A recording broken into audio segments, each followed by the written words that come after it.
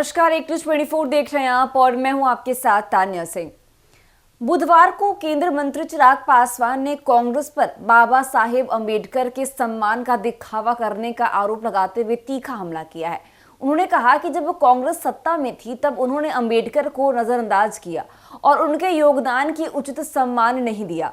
पासवान ने एनआई से बातचीत में कहा है कि आज कांग्रेस बाबा साहेब के सम्मान की चिंता जता रही है, लेकिन यही कांग्रेस उनके जीवन काल में उन्हें सम्मान देने में विफल रही।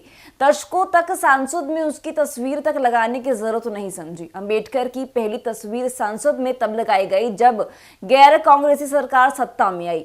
यही नहीं, कांग्रेस ने बाबा साहेब को भारत रत्न देने का निर्णय भी नहीं लिया।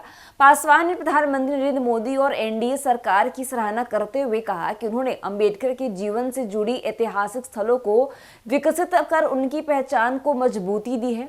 उन्होंने कांग्रेस पर तंज कसते हुए कहा, जब तक कांग्रेस सत्ता में रही वे बाबा साहेब का नाम भूल गए। आज वही कांग्रेस उनके सम्मान की चिंता का दिखावा कर रही है।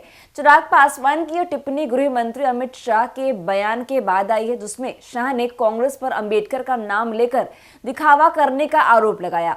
अमित शाह ने कहा कि कांग्रेस के लिए अंबेडकर का नाम लेना अब एक फैशन बन गया है। यही उन्होंने भगवान का नाम उतनी बार लिया होता जितनी बार अंबेडकर का नाम लिया है तो वे 7 जन्मों तक स्वर्ग में रहते। इस दिन प्रधानमंत्री नरेंद्र मोदी ने भी अमित शाह के बयान का समर्थन करते हुए कांग्रेस के इतिहास की आलोचना की है। उन्होंने कहा कि कांग्रेस ने अंबेडकर और SC/ST समुदायों के प्रति हमेशा उपेक्षापूर्ण रवैया अपनाया है। पीएम मोदी ने कहा कि संसद में अमित शाह जी ने कांग्रेस के काले इतिहास को उजागर किया, जिसमें उन्होंने डॉक्टर अंबेडकर और SC/ST समुदायों की अनदेखी की। अब कांग्रेस उनके द्वारा प्रस्तुत तथ्यों से विचलित होकर नाटक कर रही है।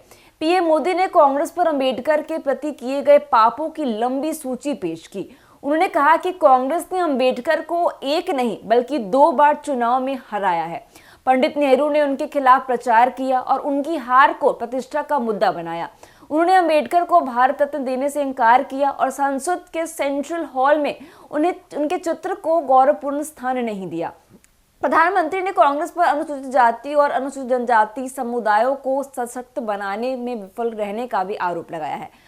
उन्होंने कहा कि कांग्रेस जितना भी प्रयास कर ले, लेकिन यह सच है कि SC/ST समुदायों के खिलाफ सबसे भयानक नरसंहार उनके शासनकाल में हुए। उन्होंने सत्ता में रहते हुए उन समुदायों के उत्थान के लिए कोई ठोस कदम नहीं उठाया।